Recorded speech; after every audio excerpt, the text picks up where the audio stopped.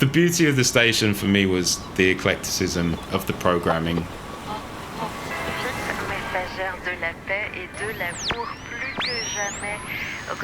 It was just so different from any other station that I'd heard.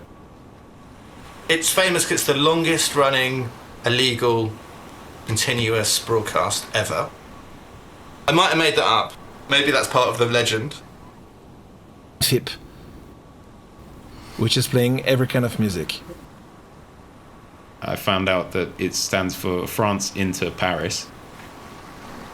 At the very beginning, in 1971, there was France Inter, which is the main radio station of Radio France, and you had FIB for France Inter Bordeaux, FIL for France Inter Lyon, FIP for France Inter Paris.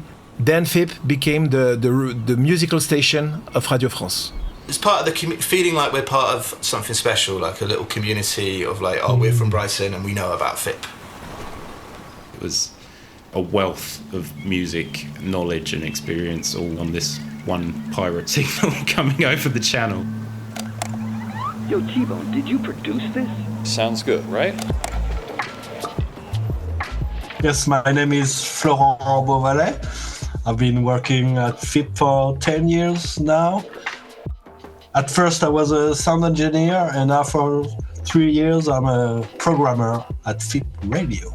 I'm Luc Frelon. I'm one of the FIP DJs. I started at FIP in 2001, and I've been playing in Brighton DJ sets 2, 3, 4 times a year since 2009.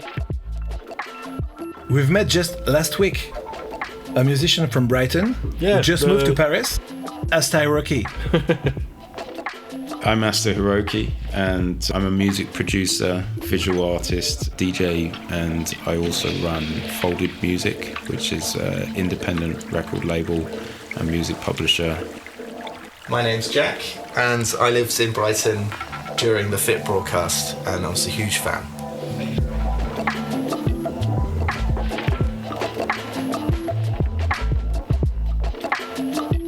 I discovered it purely from flicking through my dad's old kind of Pioneer radio receiver that he didn't use.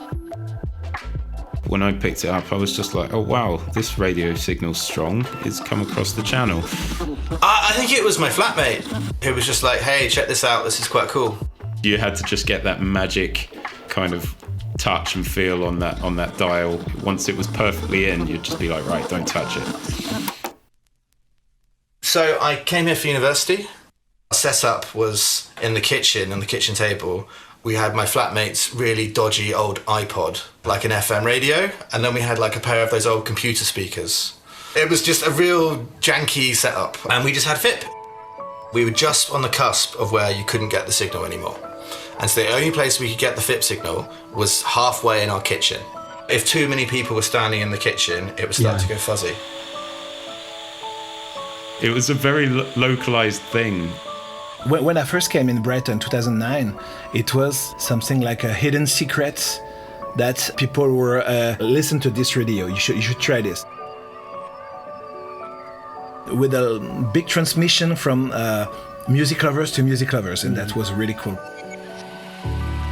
It was cool because it was only a small part of Brighton. You know, if you were going to get a house, it's like, oh, does it have FIP? By this point, it had been happening for 5 years. So apparently someone had set up a relay. The transmitter was in Hanover. It was a very small area that it rebroadcasted to. They were just broadcasting it, extending the signal from Paris.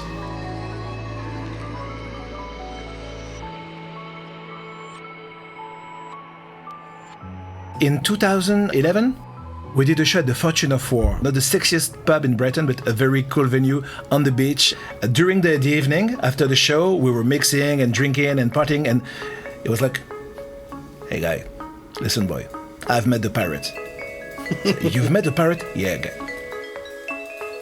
Various people seemed to have transmitters and were relaying all sorts of kind of weird dance music. It's super illegal, right? It's super illegal. I think the penalties for doing it are not insignificant. So here in Paris, we were amazed. It seems that they were aware of it, quite early on. On the French side, they just let it happen. Proud of that. Yeah, very proud of that. Our bosses are like, yeah, go ahead, go to Brighton every time you need, no worries. It was a bit surprising, but we found it really, really cool. At this time, I heard that the pirate was on the boat. I don't know if it's real. That's the rumor. They created it to distract Parisians who were stuck in traffic jams, because the traffic in Paris is awful. They would play things like Debussy and classical music, jazz music.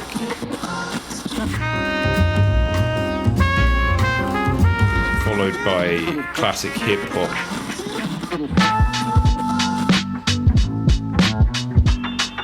By underground punk.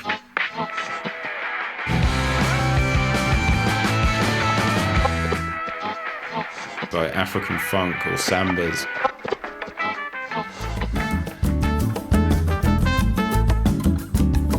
It was basically a blank slate. It's a bit of everything. On FIP, we don't have any commercials, absolutely no jingles. And our jingles are the way the tune we're playing are connected. It could be connected on a beat, it could be connected on a tone, it could be connected on a sound, on the lyrics, whatever. But you have to connect, to link those songs.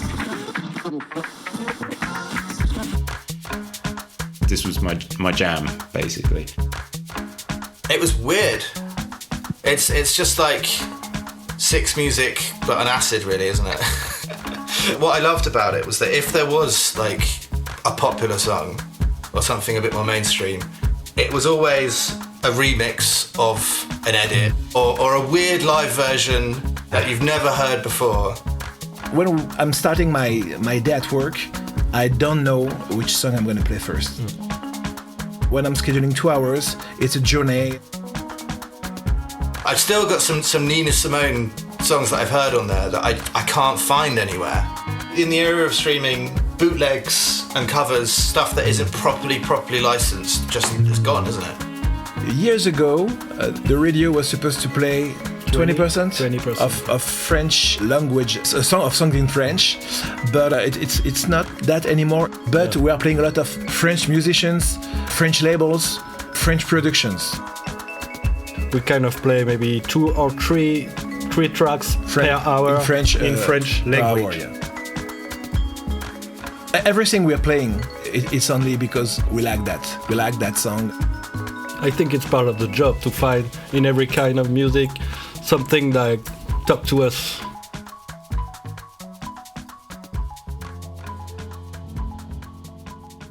After listening to FIP for a few years later, we met some French people when we were at a European music festival. And to make small talk, and we thought we were really cool, we were like, oh yeah, we listen to FIP, by the way. Not cool for French people. They were like, yeah, our parents listen to FIP. Every now and again, there would just be this kind of sensual, feminine French dialogue just cutting through. Américaine de la liberté et de la paix. Elle est âgée aujourd'hui de 85 ans et son message, une véritable ode à l'amour. I remember one time in Brighton with a former FIP DJ I was with, and we took a cab to go and play somewhere, I don't remember when. And the guy was like, what you doing in Brighton? We're working for a French radio. Ah, which one? And we're like, by FIP radio. And he turned up the volume. That's the radio I'm listening to every day, you know? But man, those sexy French voices, where does it come from? Even the announcements for the radio station are so lovely, and it's a French accent, and it's floaty, very good with the mood, and it's very mellow. And they don't speak in between, they speak on the music, because music never stops on FIP. Some of it was perhaps done as a parody, but sometimes was deliberate to calm people down. Maybe it was more sexy a few years ago. Now it's gonna be more modern. And to be honest, we have emails from all over the world, from Japan, from States, from Africa, every day, every week. It's mostly about the music and the voice of the girls on here.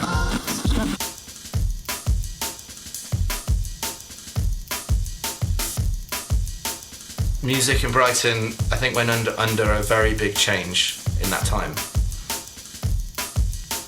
So I moved to Brighton 2006. The music scene in Brighton has always been a bit more guitar based. Their big success story was kind of like the Kooks, maybe Luke Sittow Singh. Pubs with DJs and having dance floors became much more of a thing. It changed the music scene within Brighton, and so FIP kind of, when it started, that was the era of Brighton as a kind of music city. That was the era it started. It was an exciting time, really. Brighton is the city where walking in the lane turned my head, and so Nick Cave with a vanilla ice cream. I was like, man, Nick Cave is eating vanilla ice cream. For me, it could only happen in Brighton. Brighton is very cosmopolitan with people from all over the world. And every DJ set, there was people from Argentina, Africa, from Scotland. It's a very open-minded city. Like the music we play on FIP. Yeah, that's it. There's a comedy club in central Brighton on Gardner Street called the Comedia. They would have a FIP night called Viva la FIP. Some people did get in touch with the actual programmers and DJs, and they came over and played a couple of shows, I think. One at the Fortune of War, which is basically one of the biggest pubs in Brighton on the seafront, which essentially uses the beach as its beer garden. And it just has some really good times. For all my friends, the sun was shining, and listening to really good music. During this weekend, we met a lot of people who explained us that they were listening to FIP for years. There really was kind of a back and forth between the city of Brighton and this radio station in France. As it will happen with pirate broadcasts, sometimes they're going to get taken off the air. It was noted in the Argus, which was a local Brighton paper, that there had been raids in Kemp Town for illegal radio broadcasting. So Ofcom had obviously gotten involved and located the pirate signal. I think it went down around 2007 and 2009, but had some kind of backups, because it seemed like whenever it went down, it wasn't down for long.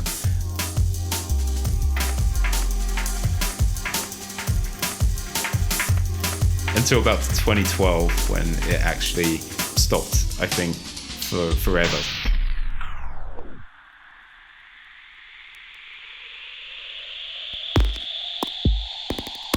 And that's what's cool about the story of the pirate, because it's still a mystery after all those years. Nobody really knows who it is. The narrative has always been it's a lone wolf, broadcasting from his attic and living in Brighton for a long period of time. There are some eccentric people there. We can confirm that. Yeah. It's not from somebody, it's not from us, and not from FIP. No, really. So from 2001 to 2012, it had probably an 11-year run. Long enough to develop a cult status and a really big following, and by that point they were already on the internet, so a lot of people like me just kind of moved on to listening onto the internet. Now everybody can listen to us. It's famous because it's the longest running illegal signal, longest running continuous broadcast ever. It's funny because it was really Brighton, not London, not Bristol, not Brighton. This is a story that could only have happened at that time. Brighton changed the way that FIP sound. Yes, really. Brighton had really an impact on FIP. Oh yeah, really. a lot of independent label in England and connected us with many musicians who had many projects and side projects. You have to be as cool as Brighton when you're doing your stuff. So it's a little pressure and a big challenge. No one's very likely to have that kind of treasure moment where they unearth something that's going to change their whole perspective on music that I had back when I flipped that dial just right of BBC Three. But I think it couldn't happen that way with only the internet, social networks, stuff like that. It was really something kind of like from an ancient time, you know?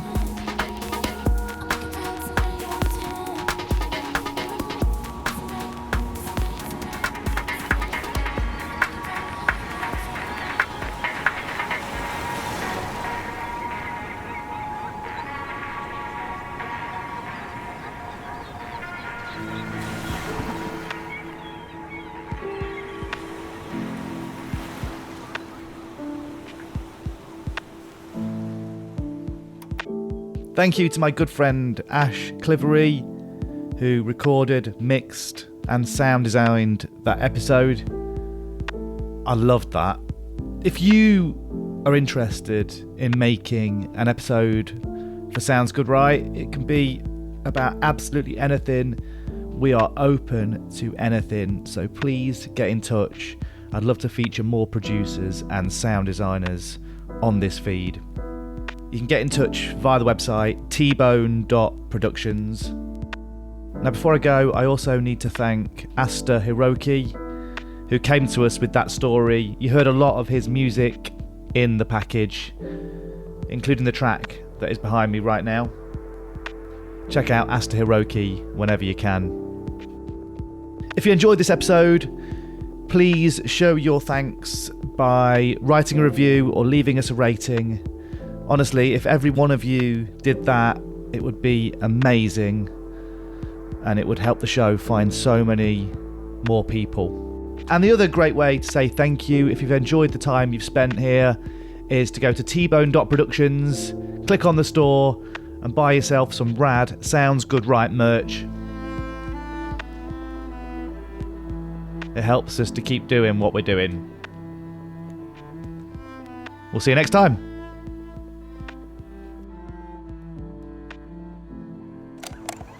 Yo, T-Bone, did you produce this? Sounds good, right?